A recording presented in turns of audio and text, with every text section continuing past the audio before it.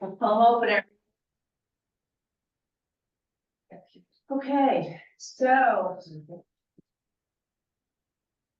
The agenda for this evening is the last listening session for our master plan planning process. We have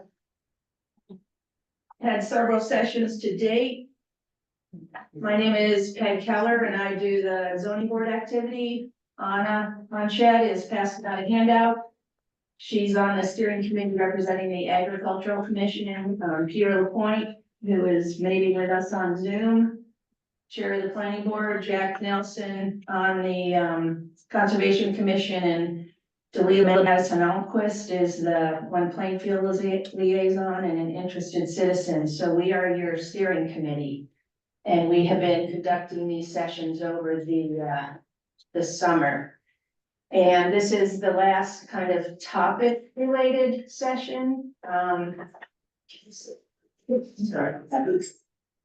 And then we will have a couple of, at least one, we're still just gonna kind of kick back and see how much we need to digest. Kind of a summary session, probably late November, maybe early December. We want to get the input kind of wrapped up sooner rather than later, in case there's any technical things that we can take to town meeting, but depending on where some of the information gaps might exist, we're also talking about doing a survey to kind of hone in on some more specific topics. So we have done roads, infrastructure, transportation, facilities and services, economic development and small business, arts, culture and recreation. And tonight is housing, land use and agriculture. And this is all going to be fed into a master plan that we're going to be submitting to the state, which towns really are required to have on hand, which then script policy making decisions, funding decisions, kind of town directions moving forward, and also makes us more competitive for grant applications through the state and through other sources too. So over there is really what we're trying to focus on. Identifying these topics and the interaction with climate, demographic, and economic changes. We are going to build heavily off the climate resilience plan that we did with Conway School a couple of years ago, that if you haven't looked at it, please do. It's really thorough and really does give us a programmatic path for a lot of these things, but doesn't really suffice as submission as a master plan because all these other topics need to come into play. So while you're listening and thinking and pondering, it's this second piece that we're really trying to get to. What are our priority activities for the next 10 years? So zoning is kind of another topic that needs to be addressed in the master plan, but we wanted to get through the more generic discussions because then it translates into zoning. Zoning is our blueprint for the future. So if any of these kinds of topic and goal decisions that we are hearing from you need to actually translate into formal regulations via zoning, then that's kind of the final step. So we're not really talking about zoning separately as a topic. It just becomes the manifestation of everything else. So we have Dave Christopoulos here this evening, who's the director of the Hilltown CDC, and I've asked him to speak briefly to some of the other housing projects that have been undertaken in the Hilltowns, talk a little bit about the complexity of it and maybe just kind of the nature of it, to just give us an overview of some of the housing activity. But what we have to collect for data for the housing element of the plan are things like the assessment of our population growth and demographics, household and housing data showing Plainfield's development history, age and condition of the housing stock, availability of the housing, the variety of income and age levels in town, the year-round housing stocks versus seasonal, the types of housing, detached, single-family homes, multifamily, whether they're owner occupied versus renter occupied. If we have any residential facilities for special populations, looking at the number of building permits issued over the last 5 to 10 years, any trends. So that's all the data stuff that we need to pull together to put in the master plan. And then it will hopefully, with the addition of sales prices and rents, the rate of housing turnover, and the number of households that are defined as being cost burdened, which is usually defined by HUD as folks who are in a homeownership situation paying 30% or more of their income to their monthly housing costs, and renters, it's defined as 50%. And all this stuff is available in the census. It's often hard to get down to towns our size because there's not enough sample population, but those kinds of things can generally be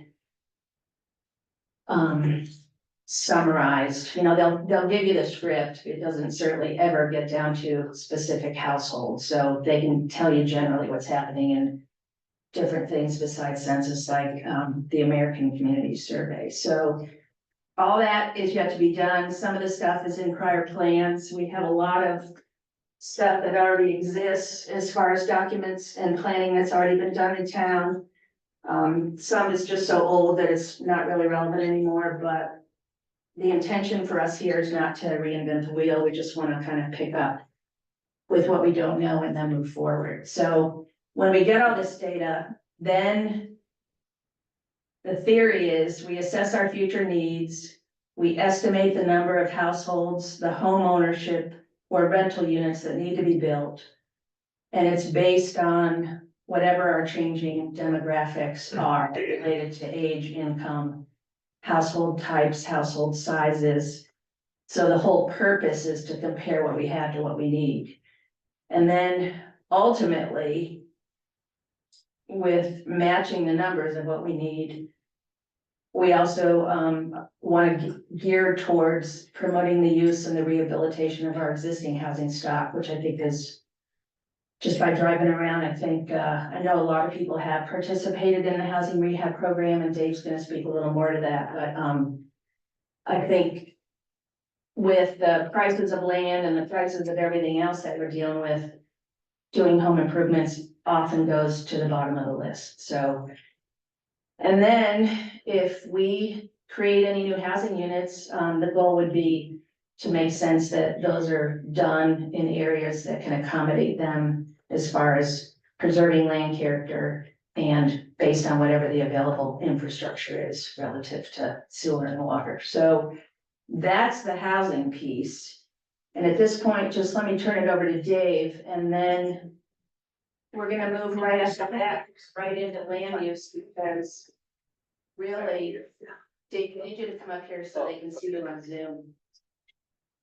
And then kind of everything goes into the whole land use question, because currently we have one zone designation, agricultural residential. So we're really so far just talking about the housing units and the agriculture land use piece, which involves open space recreation and conservation. So right now, it's housing and land use. So these are two hugely important topics for our community. Am I in the way of anything? Where should I stand? Ollie can tell you if The you're. camera just follows you. Okay. Thanks for having me. So I work at the Hilltown CDC over in Chesterfield, and sort of. Well, shit, he's Why down. don't you talk right here? Yeah. Over here? That's good. Yeah. Okay. So, okay, I'm gonna go through a couple things that we do that are related to housing. We do what's called affordable housing. We're not doing private for-profit developments. That's not what the CDC does. We do affordable housing. I'll explain that a little bit. In addition to that, so we build it, own it, and manage it. And I'll tell you a little more about it. We also do housing rehab, which is another state program that we operate, where we rehab homes here in the Hilltowns, and Plainfield's been a part of that program. for decades, and I think we've probably done 1 or 2 Plainfield homes a year. Something like that. We do about 12 to 15 rehab jobs a year with the money that we get through the grant. And we cover, I think it's 8 towns with that grant, so we're doing like 1 or 2 in each town every year. We haven't done it in a while, but in the past, we did what's known as like a home ownership program, where we help people buy homes in hill towns. With going through classes that you do like at a bank, first time home buyer type stuff. We would sponsor those with a bank, and then we were able to access some down payment assistance for people to help them purchase the home. We haven't done that in a while, but we did probably 6 or 8 of those like 20 years ago. That money kind of dried up, so we haven't done that in a while. That is another program that sometimes you can do in a community with some assistance. Housing rehab, affordable housing, home ownership. Septic. So housing rehab includes not just the house, it's anything on the property, so septic, well, that program, I'll talk about that program first. It helps people who live here, it's like you live near, you don't have a house.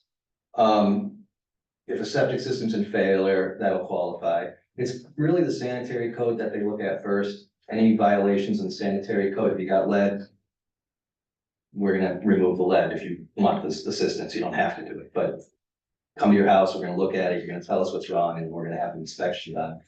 If there's lead, asbestos, we're gonna say we gotta remove that. It's a requirement by the statute. If you have a failed septic system, we're gonna fix it. Your heating system's not working, or it's really crappy, we can replace that. Insulation, roof. We can do just about anything in the home that is efficient with the things that are, prioritized being lead and stuff like that. There is a limit to what that program can do. There's a cap. And if we go over that cap, we have to get permission from the state. So this is government money, it's federal money that flows through the state. We have to apply for it every year. It's competitive. We're competing with other communities across the state for this. We usually get 1 grant a year that we can use for that. And the housing rehab is the biggest part. It's a little over $1 million grant. The housing rehab is a little over 700,000 of that grant that goes to the homes. We use a little bit of money to administer it, but most of the money goes directly to the work that's being done by and local contractors bid on the work. So it's kind of a little bit of an employment job program too. We're seeing, we look at trends and costs, like the last couple of years, the average rehab job has been close to 50,000. And that's not getting everything done, because we can't do everything. I mean, it's really expensive to do anything in the building world these days. So rehab costs have gone up, it's time and materials, like everybody's jacked up their labor and materials are more. And it's like a 30% increase we've seen since COVID. And then it's not going down really. So we're doing less because it costs more. And we've gotten the government to increase the amount of money they give, because we just couldn't get the projects done for under 30, which is what the cap used to be. We got the cap up to 50 and now we don't have to ask for a waiver, but that's what you got to do with these programs. So that program is running right now. I don't know, the details of what we're doing right now in terms of what homes we're working on, but we may have one in Plainfield right now, I don't know. That's pretty straightforward. You apply for it. It's an income eligible program. Like most government programs, you have to be under, your household has to be under a certain income in order to qualify. They go by 80% of the median. And I don't know that off the top of my head, but roughly for a family of 4, it's a little over 80 grand now. It's gone up quite a bit. So for a family of 4 people under 80 something, you would qualify for that assistance. And then the last piece of information about that is it's a deferred payment loan. So there is a lien put on the homeowner's house, but there's no payments made by the homeowner unless they sell the home within 15 years. Then they got to pay back the difference. But we act as the bank kind of. So let's say we do 50 grand on your house for 15-year deferred payment loan. Every year, we're taking a year off of payment as if you paid, and we're reducing that deferred payment loan. After 15 years, we discharge it with the town and the registry, and it's gone. There's no more lien on the property. So that's a government program that we administer. We don't make those rules. But the deferred payment loan is a pretty good deal. And the reason they do it is it's an anti-speculation type of thing. So people aren't flipping houses. Right, you're investing a bunch of money in that house, not them to leave, you want them to stay, that's over, because it's so you can stay in the home. And these are old houses, the oldest in the country, right? So we have some of the oldest housing stock. And we're still needing to move to lead, and we're still needing to asbestos and, just fix up old homes. A lot of the old farmhouses need work.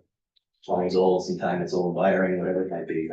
So that's housing rehab. Affordable housing is really complicated, and I know you guys have other things to do, so I don't want to spend too much time on it. But basically, the way the CDC and other nonprofit developers across the state do affordable housing is they work through the state government. They have a number of financing programs that you can apply for and get the money to do the house. It's a 5-year contemplation to build it. It's gonna take a lot longer than the person with cash who can go build a house, a developer who's got access to capital. We have to wait for the government. You guys don't have, it's like, right? Hurry up and wait. So when we're thinking about that, we're at 4 or 5 year timeline from, like, a town contact us. The example would be Goshen. I live in Goshen. Town contacted us, said, hey, we would like to have senior housing. They had a little committee. This is like a decade ago. We said, okay, we'll check it out. What do you guys want us to do? That happens a lot where a town will call us and they got a piece of land. They're like, we'd really like to have some senior housing here. So we did that in Goshen. And it was about a 5-year, maybe 6 timeline between, like, looking at the piece of land, starting to put the applications into the state, waiting for them to respond back. We probably had to do 1 or 2 of those rounds to get fully funded. You get the money and then you put it out to bid, you get a contractor, you build the thing. That's done through almost exclusively through state money. I mean, there's some federal money that passes through the state that we use, but Massachusetts has a pretty large housing program. The governor just signed a $5.1 billion housing bond bill. It's the biggest one they've ever signed for the state. And that's gonna happen over the next 5 years. So we don't have the details, but there's more money in that program now for developing housing. I forget how many units the governor, 30,000 or something. She's got some, crazy number that they want to have and no production. So the CDCs and the other nonprofit developers are a small part of the solution in the state. We really don't compete that well against the private developers, but there is a portion of the work that gets done by the nonprofit sector. And we tend to build housing for people who otherwise really can't afford the market. So all of our housing the CDC builds and owns is subsidized and is for people under a certain income. Again, that 80% of the median is what qualifies to be in any of our housing. And half of the housing we have 68 units, just 1 sec. Half of them are senior, meaning over 60. Yeah, your question. If the CDC is nonprofit and owns all the houses, does it take it off the tax revenue?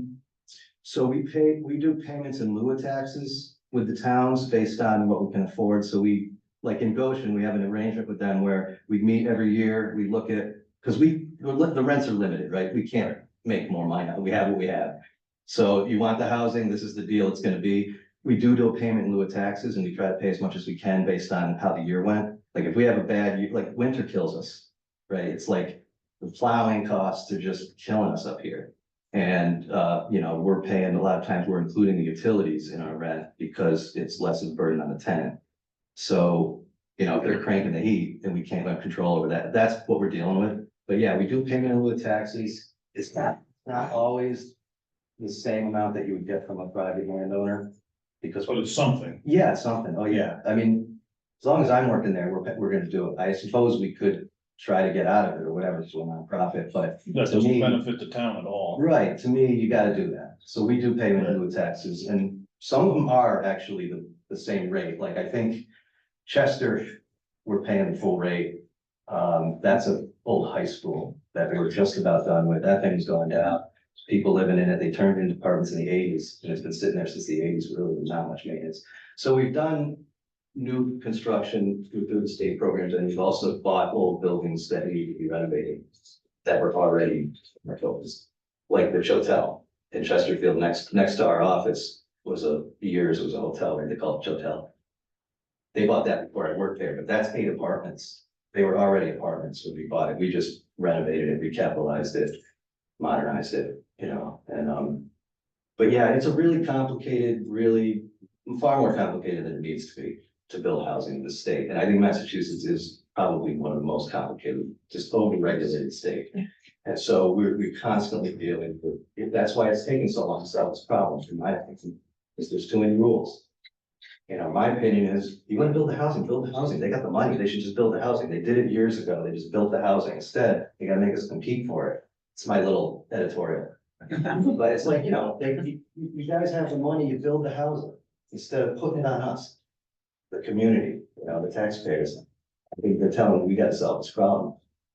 So it's a complicated issue, it's very expensive, and not every town wants rental housing in their town.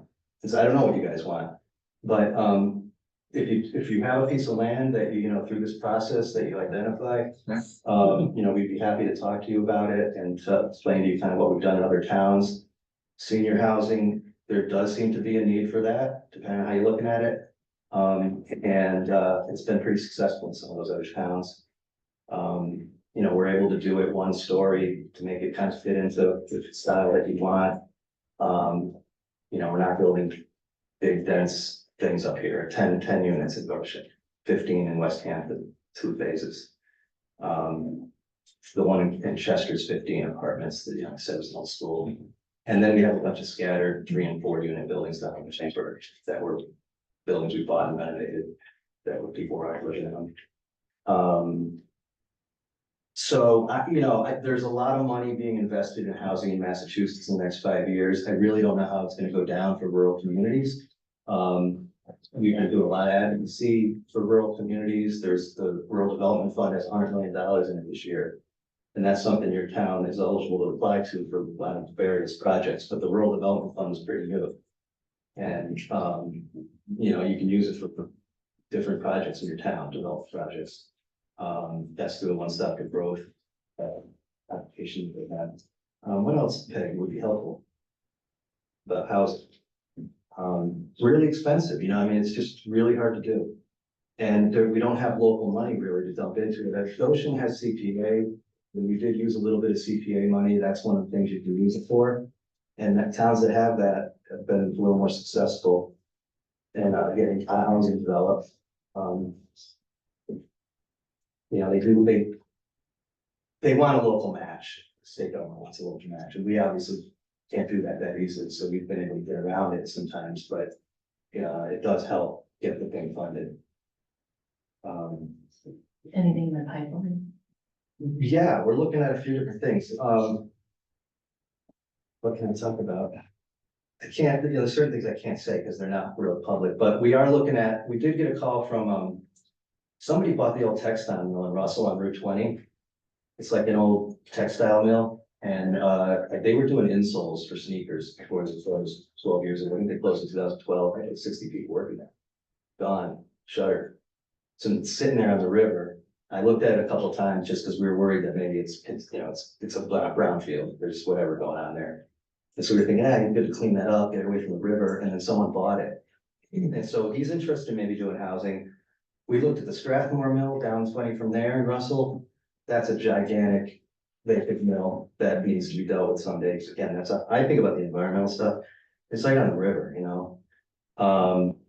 We're looking at a piece of land down in Williamsburg that the town talked to us about, and it's real early in the stage. Can't really say too much about it, but that would be a place to build some housing. That we could get on the sewer line. That's the other thing about building like a bunch of units up here. We gotta have a septic system well on these projects, and it's a lot to have, even the 10 units in Goshen. Like the pressure is an issue.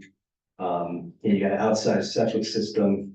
Those are maintenance nightmares, you know. And even in building a septic or drilling wells, we're always hitting ledge, and just the cost goes up.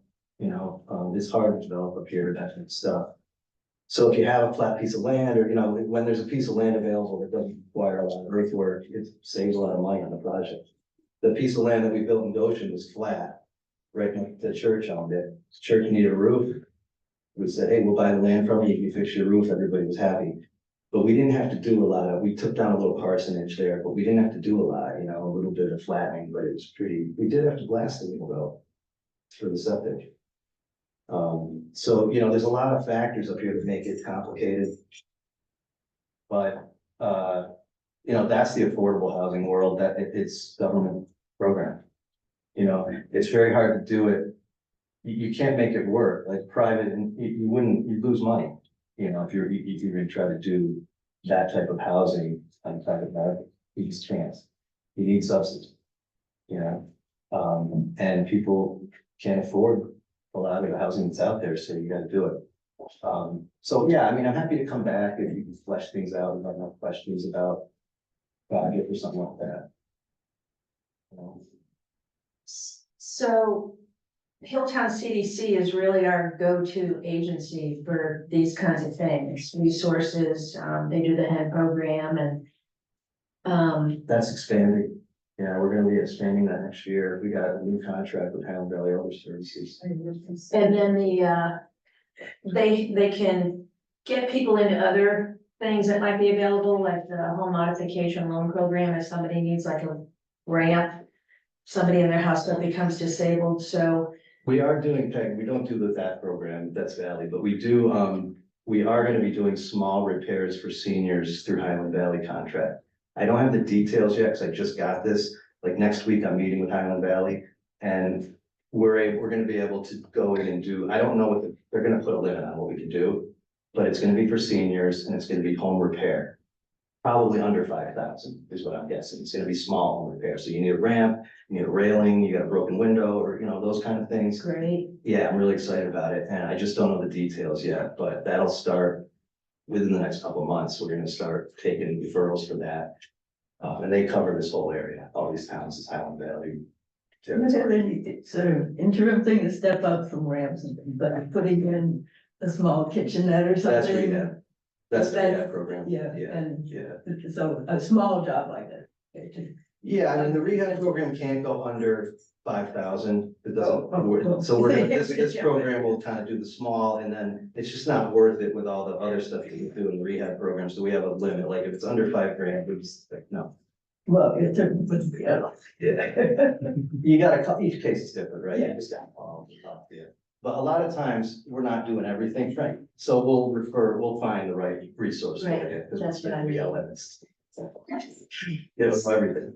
So for further investigation into program specifics, just hop on the Details. website and, you know, they have a lot of staff people that are kind of assigned to all these programs, and they could walk anybody through, anybody who's interested in one program specifically. So we were just kind of hoping tonight Dave could give the general overview of how extremely complicated affordable housing development can be.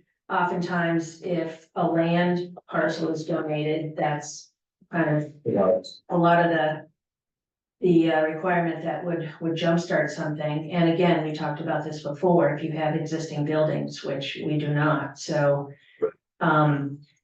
So unless you have specific other questions for Dave, we just wanna kind of morph into land use. Yeah, and I'm like, you know, if you wanna get back to me about it, you know, I know you gotta do a final report with technical stuff in there, like, feel free to give us a call if you want me to For give you some stats. language or whatever, or even stats. Yeah, And a lot of that stuff you were talking about before, I think most of that data you probably have at the town level, but the state has some of that too, right. you know, on your town.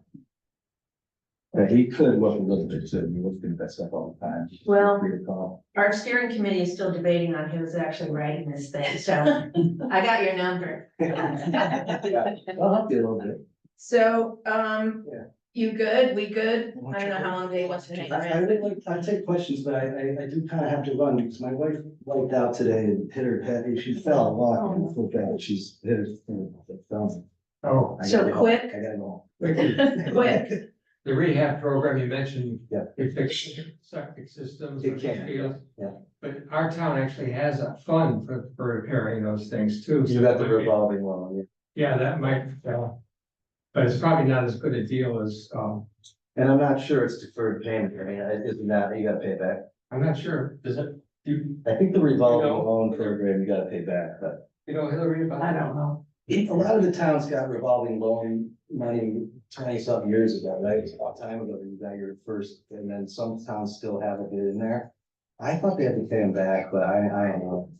Yeah, most towns do have that, or at least some money. Yeah, it's the same time, Dak. News to me. It's the loan fund, yeah. It's a pretty good chunk of change too, Yeah. from what I saw. I think we did administer it a couple times for you guys, called us and. That's what I thought, yeah. Thea, when she was working with me, yeah. Yeah.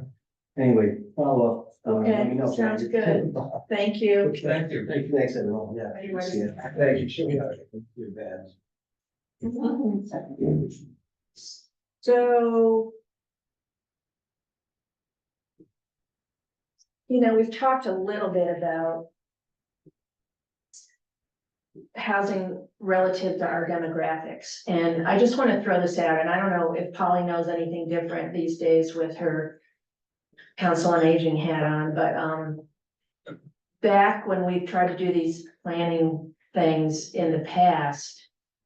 When I used to talk to the folks that were more elderly in town. They didn't really feel like they wanted to be up here if they were at the point where they were pretty infirmed and couldn't really go anywhere. So we've never really pursued it. And clearly, if we did something like family rental or any other kind of special needs population, it just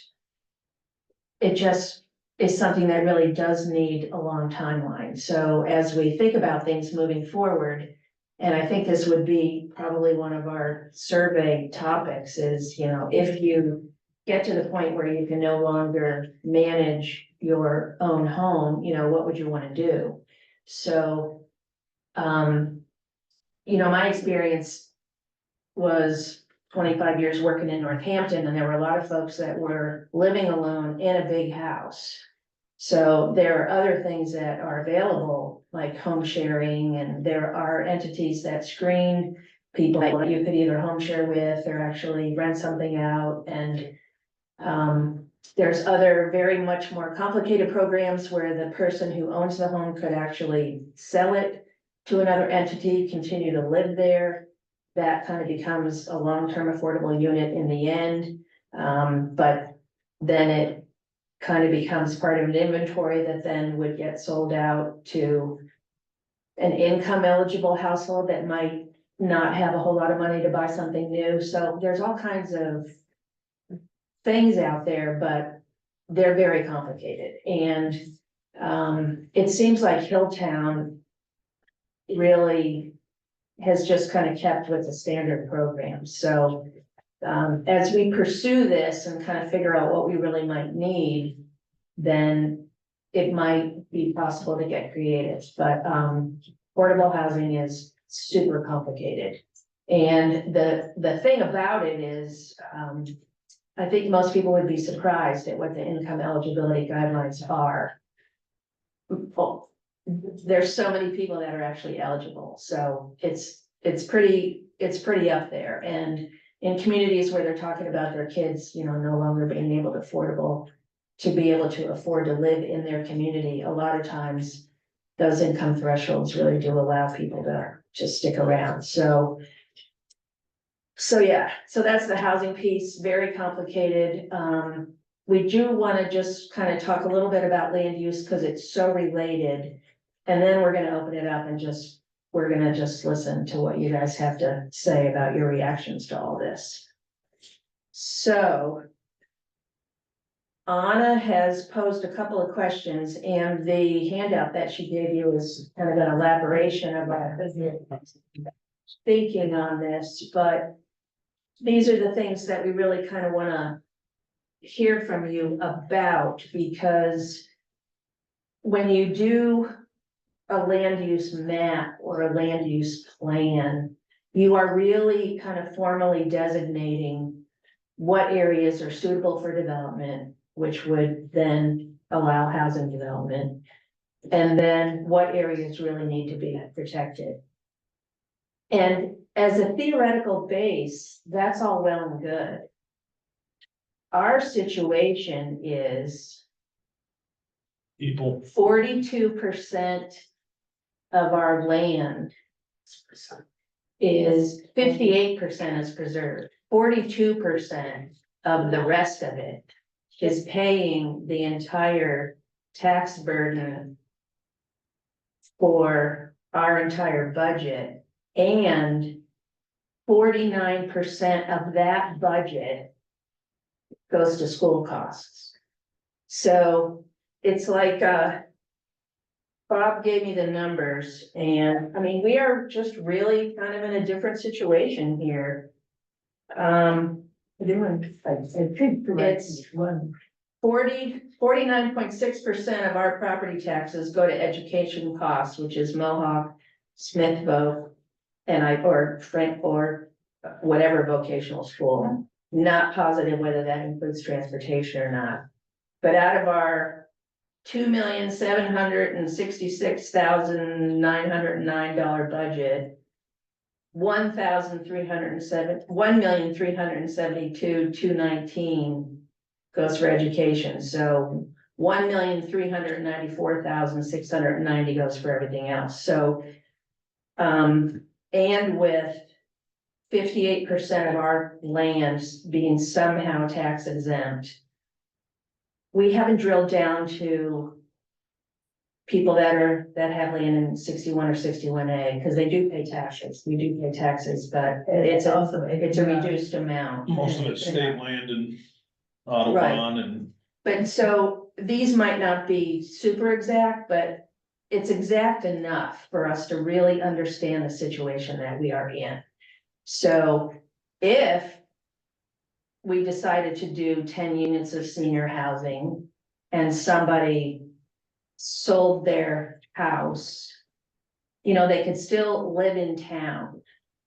But then whatever their house was that became available, would still be income producing. So it's just like kind of what do we decide we want for the folks in the community, and then we gotta finesse the way to get there. But we are really in a tough spot. And the finance committee's been struggling with this for years, and those of you that have been off that or on that, and certainly the select board members, and I just don't know that really people get that. Like we really need to get the word out that, and I don't know how unique we are, but we are in a bad spot. So when we talk about things like tax revenue and commercial businesses and, what we can do to increase the revenue. And, at the other meeting when we were talking about it, Dave, who's like the regional guy, I'm like, Dave, what do other communities do that are in this situation? And he didn't have anything to offer. So, so we're talking about these things, in a big picture kind of, wouldn't it be nice if, but our reality is pretty dire, and I don't know certainly what the answer is, but these are the kinds of things that we just really need to be aware of and figure it out. So it's beeping. Oh, so anyway, so it's, so 42% of us are bearing the tax burden, and half of that's going to schools. And how long have we been hearing that they're gonna change the school funding formula? Like, what, 20 years? So, the other two groups that we want to talk about before we kind of kick back and try to figure out where we're at with all this are school committee people. And we don't want to try to figure it out for them. We just want to know what they're thinking about currently, about what that whole thing looks like. And then also the EMS regionalization piece, fire, police, we want to, Peter's going to meet separately because they meet on Thursday night. So clearly they have not been able to participate. So Peter's LaPointe is going to talk to them also about what the current thinking is about possible regionalization for those services. So. Yeah, we're meeting, I think it's next week with Ashfield about what the school committee stuff or having to do with that, and see what they come up with. And see where it goes from there, but. Great. Well, shared resources, I think, we were talking about town administration staff, and we just don't have a whole lot of money, and Bob Baker is just like throwing his hands up, and I feel bad for him and Roberta and all the people that have just been trying to figure out how to crack this nut. And Dave had offered prior to just have us sit with the legislators, and I'm sure they heard all this and kind of know the situation we're in, but, we kind of just really need to figure out what we can do within that context, and I didn't mean to just, throw it around the whole thing, but it's the reality. So when we're talking about land use, and I don't know that we really want to preserve any more land, so we need to take a deep dive into what we already have, how we can increase revenue coming into our town, and just try to make sure people are healthy and safe in their homes and have the services they need. But did you want to jump in before we open it up? Yeah. Can I make one comment about the police stuff or the school stuff? This is Judy Cole, sorry. I Can didn't you hear guys the hear beginning. me? Is it okay? Yeah, I didn't hear the- I was just gonna say that the select board and a few other people, Bob Baker and Peter Lapointe and Shannon, all met with Ann Goby earlier in the summer. And I've had many conversations with the people at Mohawk Trail Regional School, because for a while I was on their sustainability steering committee, but I withdrew over the summer for personal reasons. But everybody acknowledges that until the state revisits the way they calculate the Chapter 70 funding and the foundational payments that towns have to make, there really isn't any solution that a small town like ours can come up with that's going to fix our problem. Because Well, the point is, we've been hearing that for 20 years. yeah, What happens but they if- haven't done anything. So we have to, I would say, since they haven't done anything for 20 years, we need to get active as a whole community, not as a few people having conversations with legislators and various officials. And there was a guy, Larry Langford in Buckland, who was organizing a consortium of towns to take that on.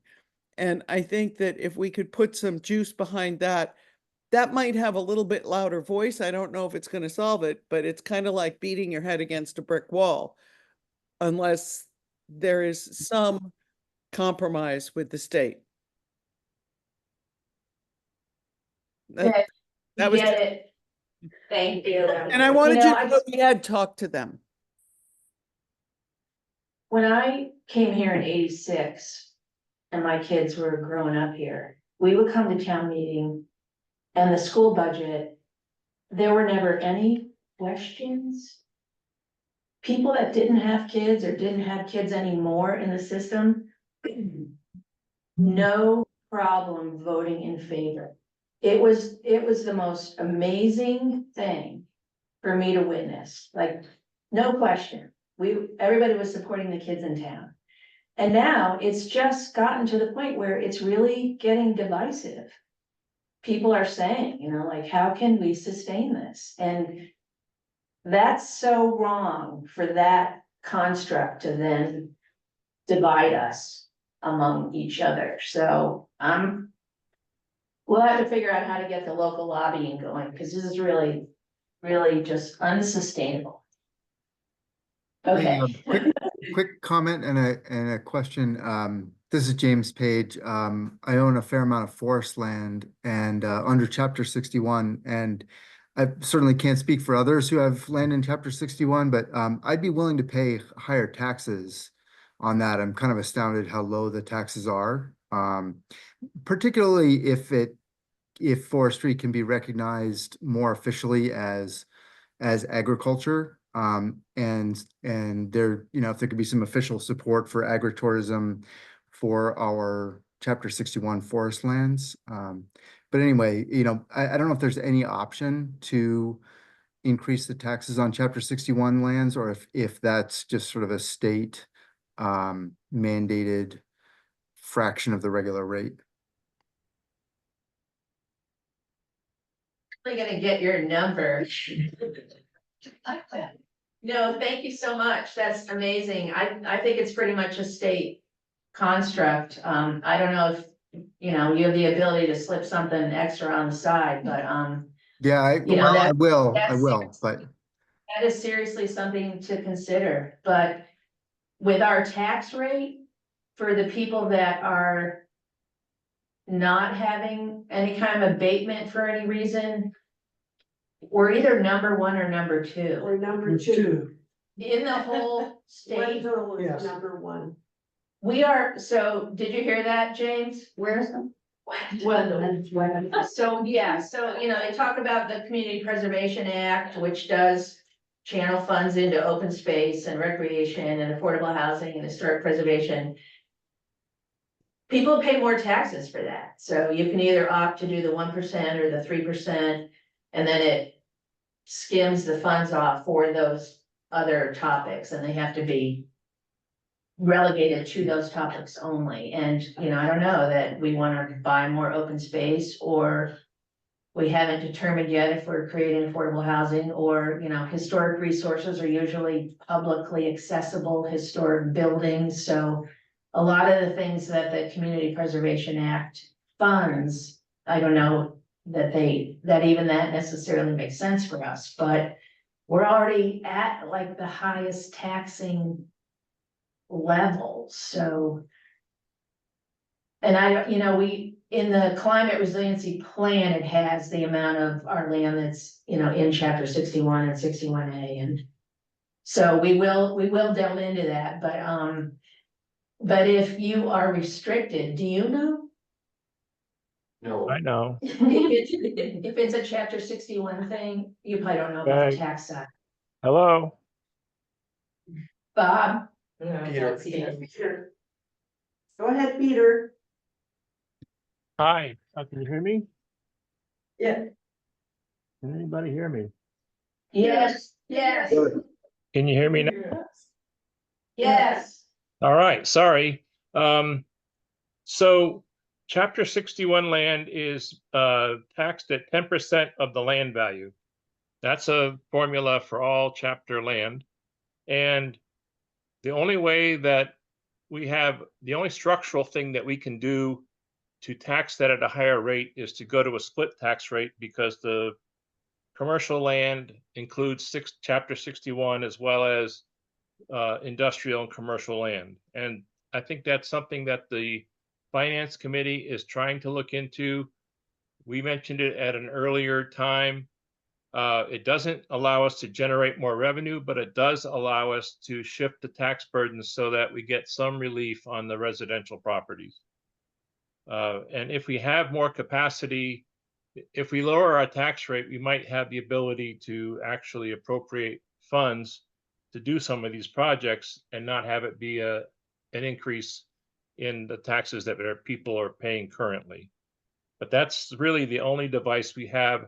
It's not a popular way to go. There's a fair amount of resistance on the assessor's part about investigating this.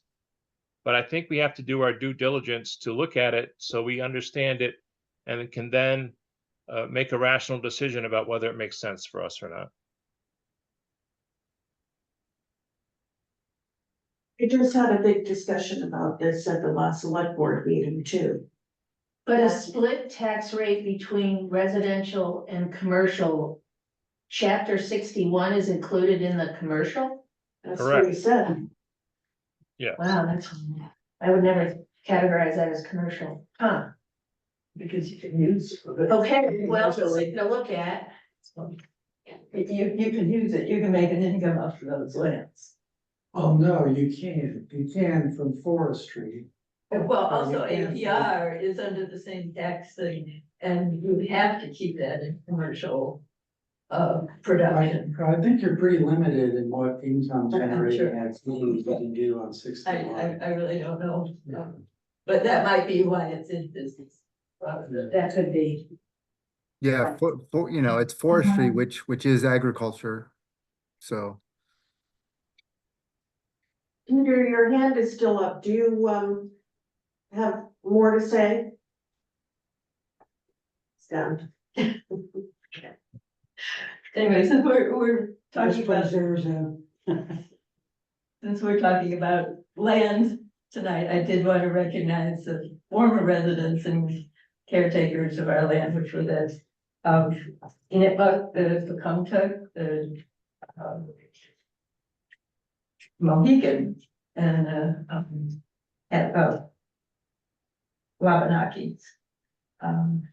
Sorry, it's been a while, but anyway, and housing is really directly, as, Peg has explained it, directly to one of the main goals that most people, according to a 2013 survey of Plainfield residents, most people really want to conserve our natural and our agricultural landscape. So fitting the housing into that is difficult, but that was by far, those two things by far the highest things that people valued in the town.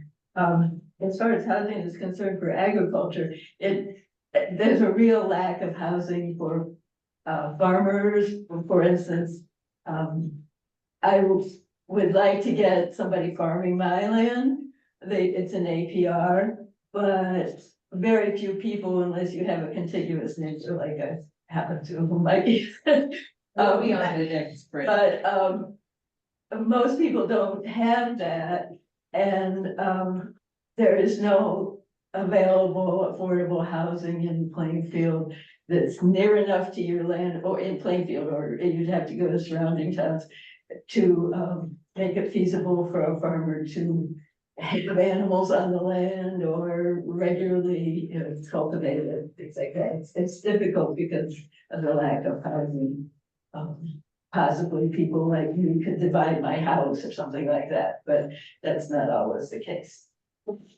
So, you don't need those questions or just go into the discussion or? So this is what we're asking you to ponder, and now we're just gonna open it up and hear your thoughts. The current zoning for housing development is 3 acres and 300 feet, which is defined by most communities as being very exclusive because it requires so much money to be able to buy a parcel and then build.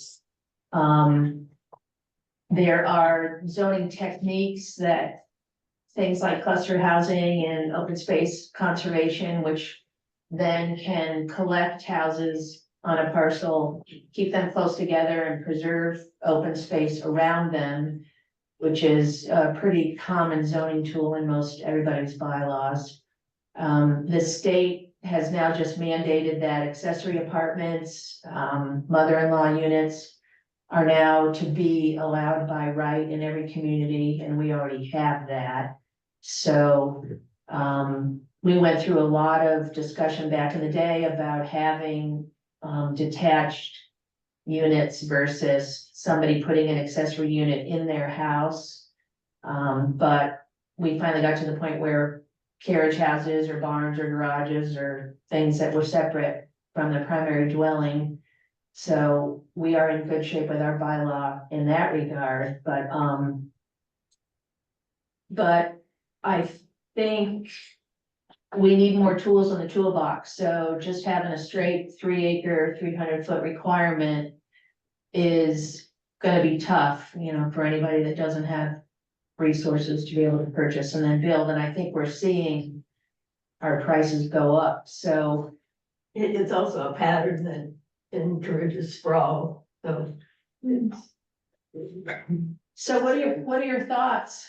This is our listening portion. Roberta? Well, I mean, I definitely have thoughts. Wait, I'm sorry, one Oh, second. sorry. Can you guys identify yourselves? Yes. Just so everybody knows who everybody is. Roberta Woolbridge, 1 Pleasant Street. And, having lived on an acre in town, running my business, had some horses, raised 4 kids there, did all that. An acre is actually still more than anybody needs. And the 3 acre, 300 foot rule has actually, I've witnessed good farmland be destroyed in the past 18 years with that rule. It's so idiotic is all I can say. It doesn't preserve anything. I can, name off top of my head almost every one of the new houses.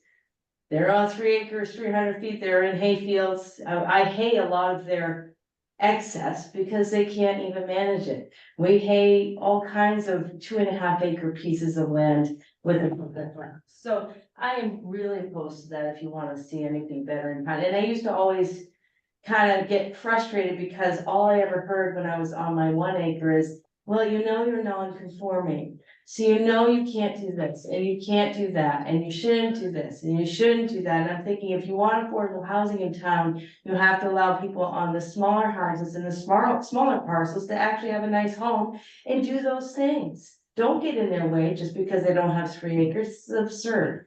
So you want affordable housing, be more generous to anyone in a house on a non-conforming lot. So don't keep hammering that it's grandfathered and no. Find ways to say yes, so that they, you know, I've all kinds of stories in town of, oh, you're not on a big enough lot, you can't have a carport, you can't have this. That, we waste our time talking about building brand new affordable housing, when all the affordable housing in town always gets a no for everything they wanna do.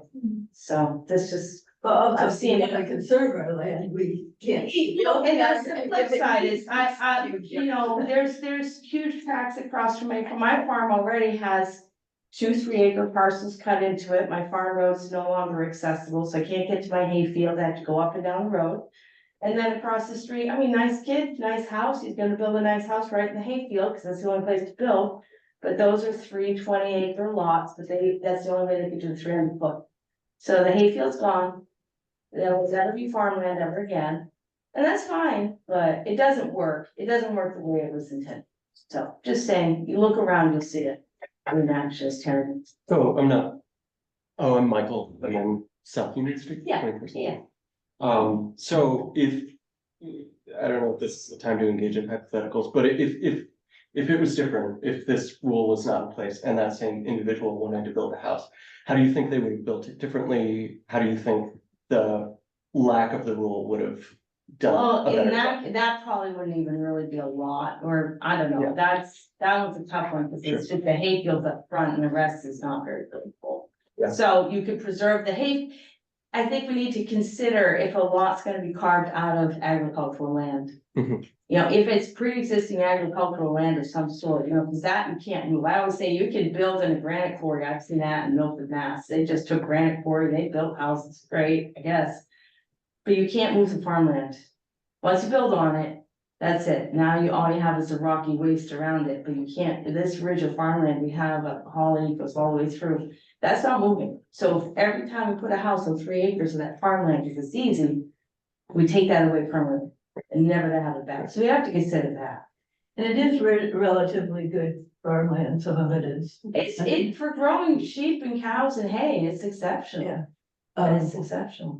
Right, we do have a lot of legends and things. Yeah. Which also limit things. Yeah, for sure, for sure. Can say So, that again. yeah, I know, I think considering the ag use that was maybe pre-existing versus this 3 acres, which doesn't make any sense. And then it's encouraging people to do more with their homes on non-conforming lots that already exist, or that maybe they want to build on a non-conforming lot.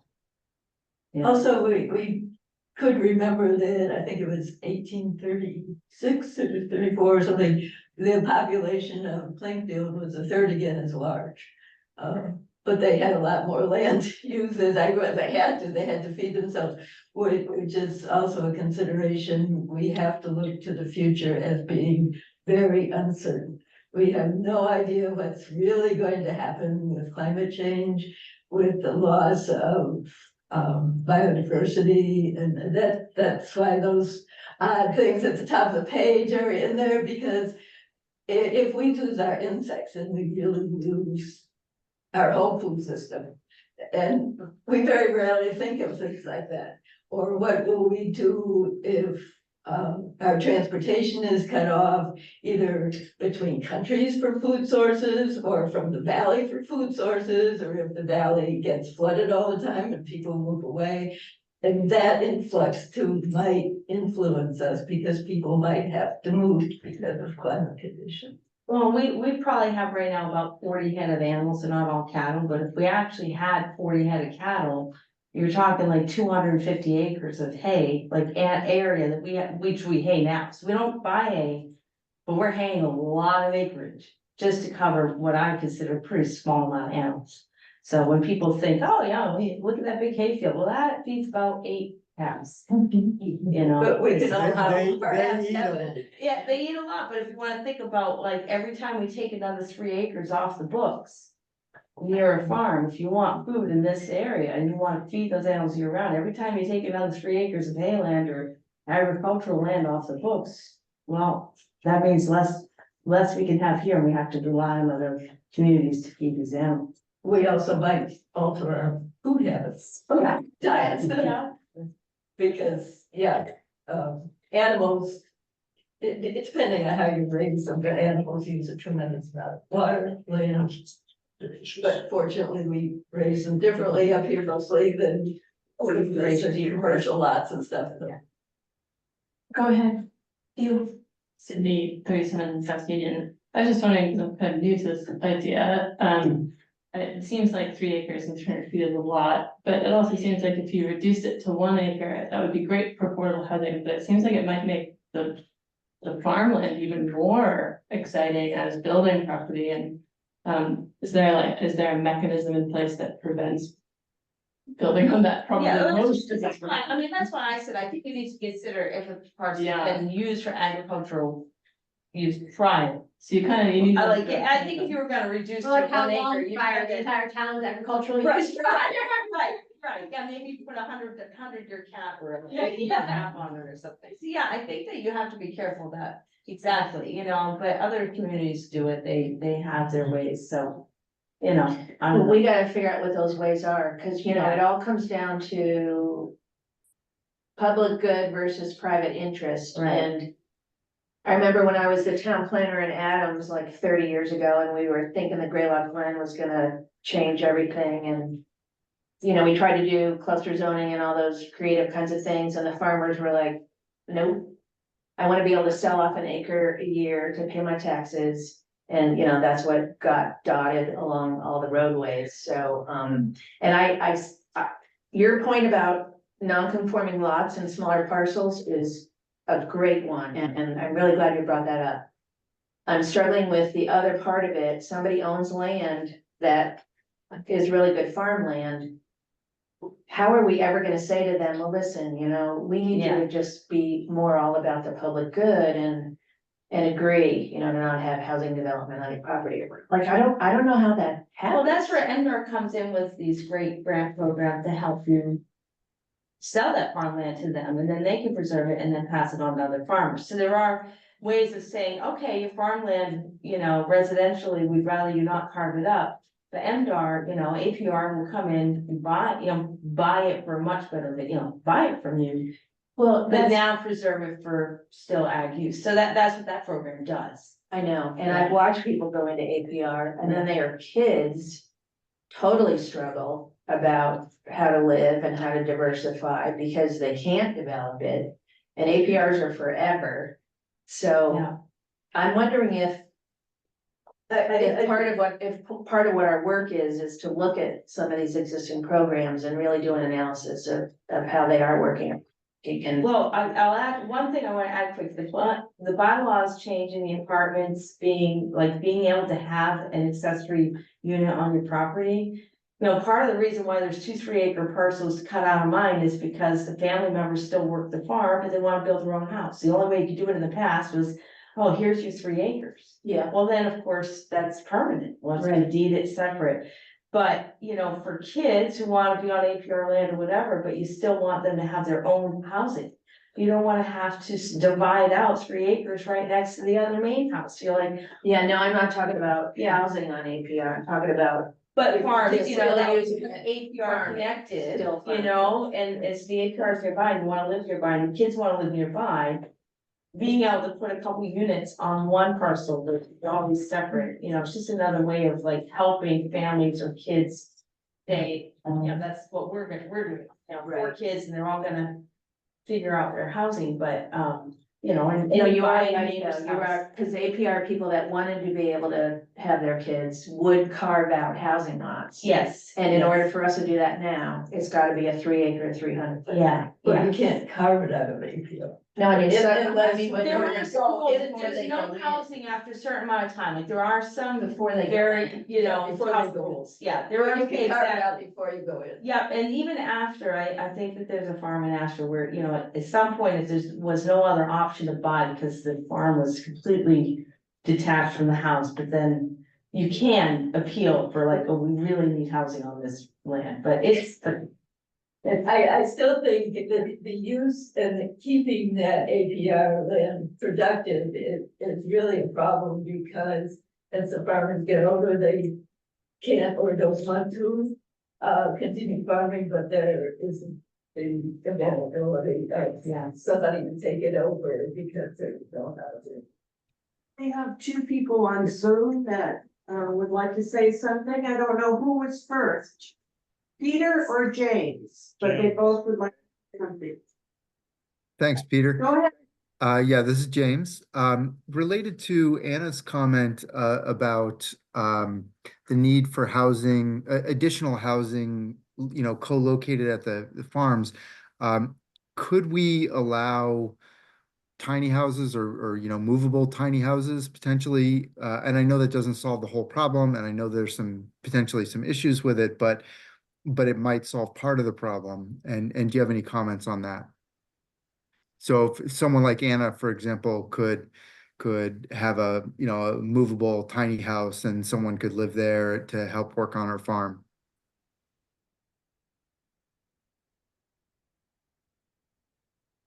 He's asking you. I don't know whether it's in the regulations of the APR, you know? In my case, the house is big enough and I'm here alone, so I could easily rehab something in the house, say the second floor, and put a small kitchenette or something, but not everybody wants to share a house with an old lady, so. APRs, no development. it's pretty strict. Yeah. But this is maybe an opportunity. Can you put that up there? To talk to the state about, Yeah, as if, I don't know that the regs have changed for a really long time. I also don't want to forget our forests, so I think it's maybe a few minutes for just looking at that at the very end. Fourth. Okay, Is there Peter's another- got his hand raised. No, I mean, go ahead with this and just real quick at the end. So a tool that we might have, this is Peter Lapointe. A tool that we might look at is something called an overlay district, where we assess the valuable agricultural land in town. And we vote to create an overlay district that somehow sets regulations that helps people preserve that land. When I was in Buckland, we did a study for the Crescent Valley that looked at zoning regulations that would allow housing to be built in the woods, sort of at the base of the slopes that fed into the Crescent and preserve all the agricultural land that runs down that valley. So there are ways to come up with bylaws that will encourage the preservation of farmland and then allow for some relief in terms of perhaps houses being closer together with shared driveways or things of that nature. So we have some tools we can look at that will allow us to put the housing closer together and protect the farmland. And if that's of value to the town and people want to see that happen, that's something that we can look at more carefully. That's all. Thank you. I'm Eva. I own land on Lower Liberty, but not yet a house there, and I'm renting it out. Okay. Please forgive me if you guys have covered all this before my first meeting, but places like New York have air rights, as in you're allowed to own so much air above your building, and you're allowed to build up to a certain height. You can sell your air above your building height to another building site. You can sell that, and they can get extra high. So there's some kind of equivalent here, which would be like, if you want to build on a smaller lot, let's say in an area where there's ledge or somewhere that's, you know, less popular. You can build on a smaller lot, but you essentially would have to like buy ag rights from someone else. If that makes sense, like someone who won't break down their lot into smaller pieces. So let's say I lived in New York and I had a 4-story building. It's a beautiful old historical building, and I'm never gonna grow it any taller. But I have the right to go to 10 stories. Somebody can buy 6 stories from me, 6 stories of air over my head, and make an extra tall 16-story building. And so there's a way that those rights are bought and sold, so that some buildings stay short and the sky doesn't just get to all be towered buildings, and you end up with these super crazy skyscrapers as a result of that. But there must be some rural way of doing a similar thing, so that the average height of building, or in this case, average density of housing, is kept where the town's comfortable, it's distributed better. Does that make sense? It absolutely does, and you did describe something that exists. Okay. Good job. What is that? They're called TDRs, and it's transfer of development rights. Okay. So it's usually more in urban dense settings, but it may be a concept that could be applied in some way. I just want to say, as Peter, what you said seems interesting, and I would want to hear more about districts and how this can be used to do smart development. What's that again? I didn't hear your question. I support Oh, sure. investigating overlay districts. Anybody else have any other thoughts? This is not easy stuff, so. We'll keep it in mind and keep thinking about it. We're gonna, we are not alone in grappling with these things, so, we are gonna try to reach out and do deep dives into what creative techniques do exist and maybe try to figure some of this stuff out. Were you gonna say something, or was stretching? Hang on. Oh, where are you considering looking for those ideas, like surrounding towns that are? Probably not. I think yeah. Well, that would be a place to start. Pioneer Valley Planning Commission does a lot of work around this stuff, and there's a lot of, I think Delila started looking at other towns' master plans, and there's definitely a body of literature out there. We went through all these things in the beginning, to see what we already had. So we did our due diligence in looking at the existing literature, and really just wanted to hear from everybody during the summer about what direction we should be going in before we got into the details. But a lot of times the surrounding towns have the same problems and they're not dealing with them, that are resolved very similarly to ours, except I think our 300 feet is the biggest frontage that you have to have. Worthington has similar things, but it's 200 feet. Well, the other thing that we really didn't talk about, because it's just not even within the realm of possibility as far as I can see. The state has a requirement that every community is supposed to have at least 10% of their housing inventory be affordable, according to HUD definitions. We have 0. A lot of the Hilltown communities, if they do a development like Goshen did, they can bump the percentage up a little bit. It's usually, it's North Adams, Pittsfield, Northampton, Amherst, those are the areas that are ever able to achieve 10%. So I don't know how that hurts a community, and we can certainly have a kind of a philosophical conversation about, does every community have to have everything, or is it okay, if somebody goes to the senior housing in Covington? So there is that, but I will say that there is a push on the state level for every community to have at least some inventory of affordable housing. The other thing with affordable housing, though, you get your typical stereotype trouble that comes along with a lot of it. Haydenville over by Dunkin' Donuts has a bunch of affordable housing, cops are there all the time, drugs, there's a stabbing there, that also draws in that kind of people too. Well, the interesting thing even about the Goshen senior housing, unless you have a local preference requirement. I heard the people that moved into the Goshen senior housing, no one was from Goshen. They're not- So you have to be open, you can't discriminate, which a lot of local preferences tend to maybe say that they do. So you just wonder really, you know, you have to abide by those requirements and do open and affirmative fair marketing efforts. So we would not be able to guarantee that if we built something, it would just be for Plainfield folks. That's what I want. Just wait, Dalila.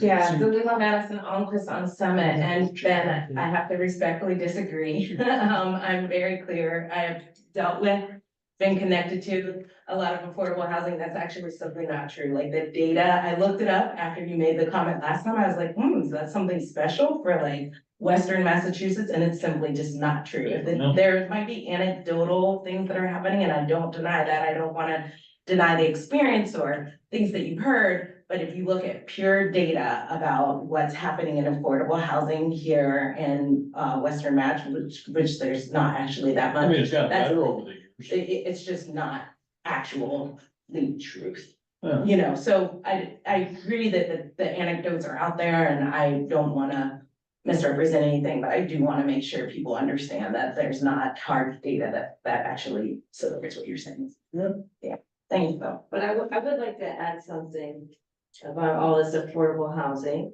Roberta from One Pleasant Street, Vermont. So one thing, when we first moved to town, we never lived up here and we rented a very, very cheap rental, old farmhouse on West Hill Road, and we weren't sure they would rent to us. But they did, because they realized we put kids in the school system, and they figured our odds of leaving halfway through the winter were slim, because it'd be hard to take the kids out of school. In the past, they rented, because it was so cheap, they got people who were like, good, affordable housing.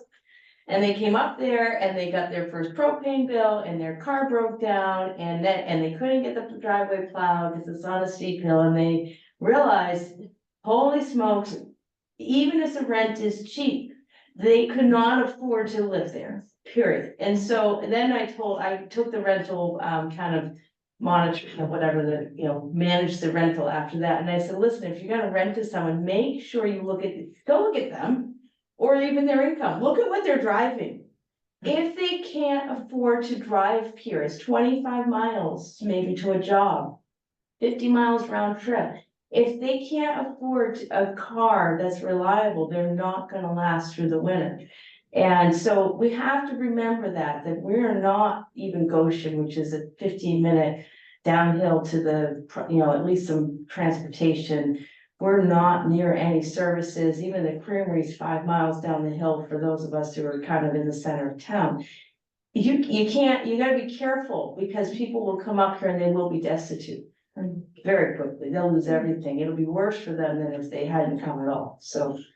That's the beauty of having farmers come, so that they can. Yeah. work here. I would like to say something, if we could speak up, just because we've had our hand raised for a little bit. I appreciate all of the statements that folks have used so far. My name is Lee Lockhart, and we're from 18 Bow Street, and also just wanted to speak up in favor of people who need affordable housing. It is all of us. If something goes wrong in some way, one check, one piece of your life falls apart, it can very quickly be a problem that anyone can deal with. So I just want to also stick away from making assumptions about people, because that's not fair. People come into being homeless or even poor for various reasons that they might not even have control over. So judging people based off of their income status is pretty, I don't know, bourgeois. Also, as a person who has lived in affordable housing all throughout their life, and also still has family members that live in affordable housing, I feel like it's a little bit short-sighted for us to discount welcoming other folks into our community when we talk about wanting to, diversify the amount of folks and everything that's in our community. So that's what we wanted to say. Thank you so much. I'm personally glad you said that. I'd like to say something too. Agree with Lee and Corey. I personally have had to be in affordable housing. I've been a single mom most of my life. And, I did manage to build a house on a 3-acre parcel here back in '88 because we could afford the land. But, you know, I still struggle. The median income in Plainfield is 59,000, which is below the poverty level. And, my median income has always been below that with kids and a single parent. And, I've been in affordable housing and I've had to get benefits here and there to make ends meet. And so I don't think it defines the person or necessarily, you know, if you're in that kind of community. And there are a lot of really good, hardworking people like me that sometimes just need a helping hand. And, you know, personally, I would welcome affordable housing in the town. I would, especially welcome it for seniors. I mean, we have 288 people over 60 in our town. That's almost half. And I've heard from our community that there's quite a few people that would like to stay here, but they can't keep their houses up. Or they just wanna, you know, remain in with their friends and their community. So I do think that in Plainfield, we might actually get some people who will give up their houses to and sell them to younger people and might then be in need of affordable housing. Yeah, my whole conversation is towards the transportation aspect. Our location and our climate, without some kind of transportation infrastructure or just reliable cars that can come to this climate that are really gonna make it, it becomes a real burden. Or danger, you know, literally a safety concern, you know, so that's something we just need to think about. Is it practical for people to be here? They could try, but the transportation could become really problematic. So that's more what I see is, because I have to deal with that on my end is transportation, like, how do I get there? How am I, you know, I have seniors living in the Goshen, you know, transportation is a big deal for my seniors. And so I can only imagine if you had no idea and you just thought, oh, that's affordable housing and you were not prepared, or we haven't put anything in place. Maybe we need to, as a community, figure that out.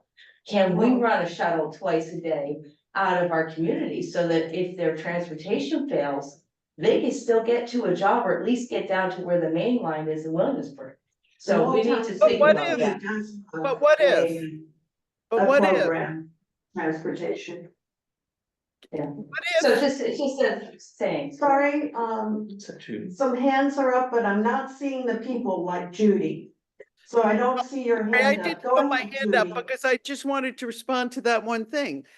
What if it's somebody who is from Plainfield, has lived here for many years, grows older, wants to hand off their property to their child, but they also want to stay in the community because this is where all their friends and roots are. You know, not everybody who wants affordable housing in Plainfield is going to be somebody who's not from Plainfield. And in which case, they do know what the winters are like. They do know what the transportation situation is like. And I don't think we should be overly paternalistic. I think we need to worry about the safety questions, but not overly paternalistic about how we accommodate them. I mean, look at Anna Hathaway. She was driving until she was 100. And she managed to do it. And she lived on a non-conforming lot and all this stuff. And I thought she added a lot to the community. So I think we need to be more broad-minded. We need to think about not worrying about who's coming in, but worrying about creating rules that accommodate the character of the community for everybody who's here. And I think those are two different things. sort of what I was saying, you know, before I tried to. Are there other Zoom hands? Peter? Peter, I We muted can't hear myself. you. I think also if you look at the demographics of our population in town, there are a lot of people that are income eligible for what would be considered affordable housing. So we're talking about creating opportunities for people who are currently struggling and have difficulties trying to make ends meet. And I think that there's a stigma to affordable housing that's really not appropriate for when you consider what we're trying to do, which is to make Plainfield a place for anyone who wants to be here can be here. And if they make the choice to be here, there's a reason for that. And, you know, we have a lot to offer as a community, and we should be willing to share that with anyone who wants to be here. Anybody else? Sydney?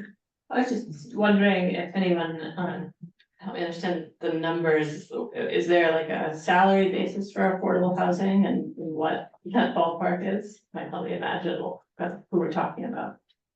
That's a really difficult answer to give. Depends on the family size. There's so many elements to Well, it. on the state I mean, that's another reason that, you know, I have not a lot. Some people know this, but my 2 grandchildren just moved in. So all of a sudden, you know, I'm not just a single person. I'm raising 2 other kids. Paul? Yeah, I'm Paul DeLeo, live on West Hill Road. If I understand, it sounds like we're talking about 2 different things. One is affordable housing is defined, you know, by the government. And, you know, who's eligible and, you know, you can't restrict who moves into it and whatnot, okay? But we're also talking about how do we change the zoning or allow, you know, in-law units or whatever, tiny houses to make, to increase the stock of affordable private housing, which doesn't have any of those restrictions. And, you know, I think there are 2 different, you know, strategies for pursuing those things. But, you know, as Dave was saying earlier, the government support of affordable housing had a really long timeline and is real complicated. And there are probably things that we can do at the town level that would enable us to increase the stock of privately owned affordable housing in small a, small h. So I think it's worth distinguishing that when we're talking, you know, rather than just talking about affordable housing as if it's only one model. Thank you for making that differentiation. I just want to throw out, if somebody were also able to get a voucher for rental assistance from another agency that would help them only pay a certain portion of their income to live with their housing costs, they could go into a rental unit in town, and it's not like a development of 15 separate units. It's just kind of a whole lot more seamless. Jack? Yeah, just building on what Paul said, there is a tool you can use for getting some data on what opportunities there are for building on small lots, smaller than we allow now, realistically, not just saying, well, now we're gonna allow 1 acre lots, but you can't put lots everywhere because you can't develop them for various reasons.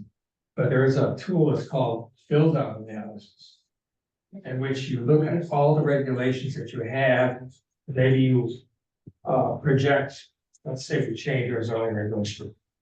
And then you take into account the wetlands, the slopes, and all the things that sort of affect development. And that way you can come up with, and let's see now, how many small lot, more affordable type things could we have in town? This would give you some real hard data.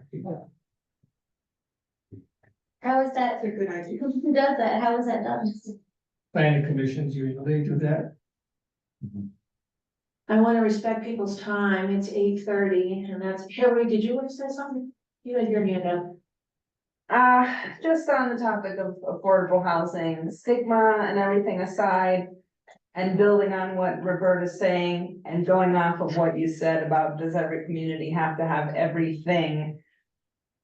I think we really have to differentiate between what are wants and what are needs.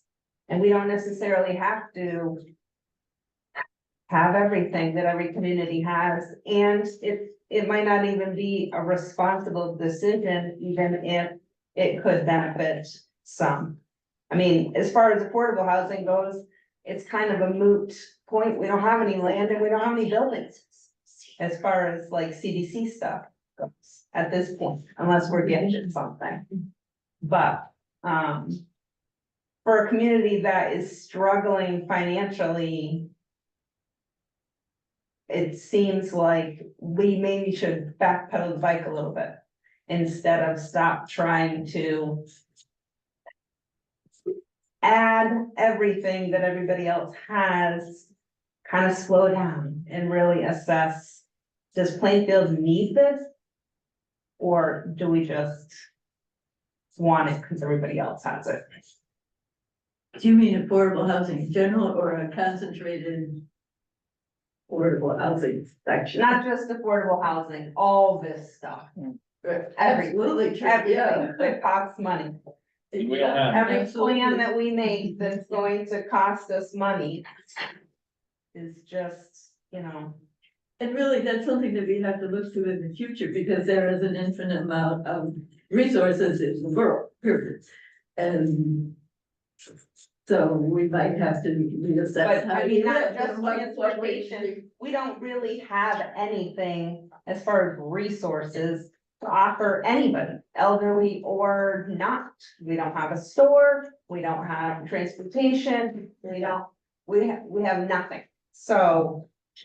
And that's why we live here. moved here. Right, Right. the 300 and the 3 acres, that's one of the reasons why I moved here, to keep the buildings farther apart. I mean, looking at zoning and, you know, say if you wanna put a smaller house on your lot, but it's still in the same, you're not selling off part of your lot and a total stranger is building a house on your lot. That's something to be considered, keeping it in the family, your 3 acres and whatever, but. Well, the accessory dwelling unit is probably not gonna get you there, because usually by design, they're smaller square footages than. It's pretty reasonable though. I looked at it, and honestly, it's a pretty good way Yeah. to manage exactly that. If you really need someone to live on your property, as long as you don't wanna divide up the deed to the land, I think it's pretty well done, so. You know, how much do people need? If it's like 1,000 square feet or so, it's really. Is it 650 or 600? It depends on the size of your original building. Yeah, it's something like that. It really isn't, it wasn't bad. So just saying, it's pretty good law. Final thoughts? Just to say, we moved here from a 12-room house, a great big huge place. And you are? I'm Donna Monroe, we live on 114 Grand Street. And we're now living in a mobile home, which is a drastic change from what we had before. And when we were there, we used all the innovations of creating apartments and things like that to increase our income so we could manage staying there. But as we got older, we couldn't. My thought here is essentially, I think people need to be using more imagination with what they've got. She's in a house that's too big for her. She wishes that somebody would come and live or whatever. You know, there's an opportunity to make her garage into an apartment and she move into it and then, you know, either rent the house or sell it. I know this sounds unreasonable to you, but again, it goes back to what do you really need or what do you want? And I think that we just want and we're not interested in what we need. And people don't even want to use their imagination. If the state's going to give it to us, here's my hand, you know, well, I don't agree with that. Because everything you get from the state has something that goes along with it that doesn't make it really that palatable. So I listen to all of this stuff and I think we moved here because it is rural and it is secluded. And yes, those things were our consideration. Do we have the transportation to go back and forth? Can we manage whatever the winter, you know, gives to us? but that's what people have to do. And I don't, the one thing about the public, affordable housing is that anybody can move into them. And I think that if we want to supply housing for some of our elderly, it isn't gonna happen for them, because somebody else from another town is gonna move in and fill it up. Well, there are some programs that allow for a local preference. I'm just saying that didn't happen, but it's And it possible. didn't happen in other places. I mean, I know some people who moved from the Cummington one to the Goshen one, and they didn't live in Cummington when they moved into the Cummington ones. Same with the Williamsburg people. You don't have to live in Williamsburg to move there. So I think that, whatever the purpose of it is, if we want to supply housing for our elderly people, is lost when you have to open it up to anybody to come in. Peter's got his hand raised. Peter? Yeah, I just wanted to share that one thing we do have on our bylaw is a provision that allows the larger homes to be divided into apartments already. It's called housing conversion. And it's a way that if you have a large home and you want to make units, you can do it as long as you have a septic system that can support the number of bedrooms that you create. And so we've tried to build tools in already to try to preserve our larger homes so that they can be used because family sizes are smaller or needs change. So we have some tools already. I think that investigating a way to consolidate development into smaller lots for trade-offs in agricultural preservation is another tool. So I think we have a number of tools that we can look at that will allow us to maintain our affordability as a community. And I don't, anybody can move to this town who wants to, so we shouldn't be afraid of creating opportunities because generally people who come here have contributed to this community in an amazing way. And one of the things we need are people because we have 100 volunteers in town trying to do everything. We need more people to participate and be involved. So that's my pitch. That may be a good time, that may be a good way to wrap it up. Yeah. Okay, thank you. Appreciate it so much. We will be putting in the post and on the town website, and probably Jack will put the sign in front of this building for when we're doing our summary sessions. You may imagine, or you may know that each of these sessions had at least probably 7 to 10 sheets of newsprint, so there's a lot of material to digest, and we're gonna try to maybe do it in one night to just kind of summarize what we have heard from our fellow citizens. And then kind of figure out where to take it from there. So thank you so much for your input. Again, none of this stuff is easy, but it only gets better if we try to figure it out together. So appreciate it. And there are recordings of the previous sessions, except I think the first one. So. The third one, is that what, okay. Anyway, check those out and. They're on YouTube. We're YouTube. Thanks to Polly. Everything's on Also, this YouTube. resilience. There's some good stuff on there. Oh, yeah. Okay, good. Thank you. Get out of here.